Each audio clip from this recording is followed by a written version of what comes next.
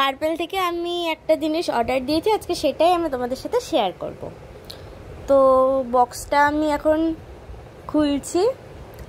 ফার্স্টে বক্সটা খুলেই ভেতরে এরকম একটা সুন্দর প্যাকেজিংয়ে দেবে মুড়িয়ে, যাতে প্রোডাক্টটার বডিতে কোনো স্ক্র্যাচ না পড়ে।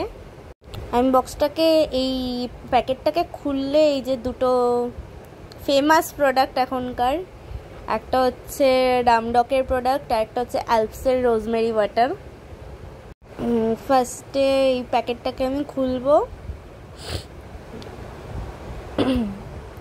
প্যাকেটটা ভালো অনেক ইয়ে করে শক্ত করে প্যাকেজিং করা, যাতে কোনো প্রবলেম না হয় ডেলিভারি হওয়ার পরে।